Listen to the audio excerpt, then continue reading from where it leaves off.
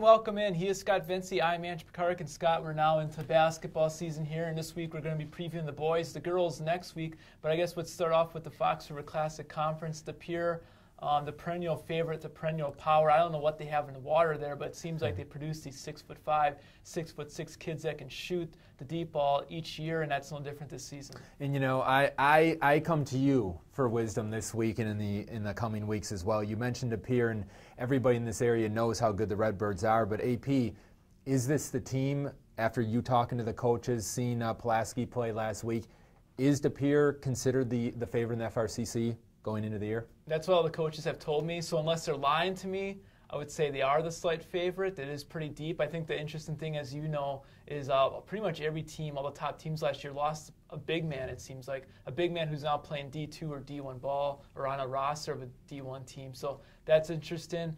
But I think the Pier still, Brevin Pritzel, now a junior, one of those kids, big body who can also shoot the three. He's going to be a D1 prospect.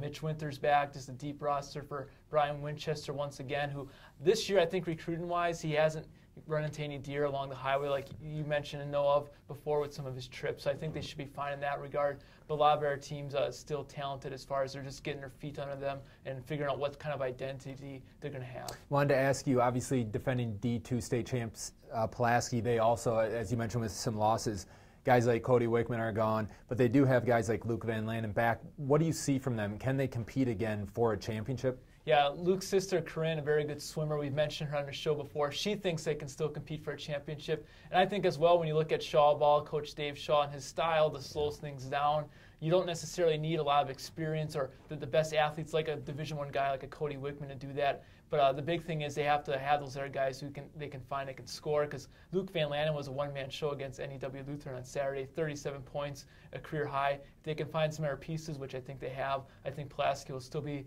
one of the teams to reckon with. Now, am I right in saying in the Bay Conference this season, it's going to be showdowns between West Appear and Seymour that are probably going to determine the conference, with two very, very good players, one on each of those teams? If I have my phone on me, I check the calendar, January 16th, February 20th.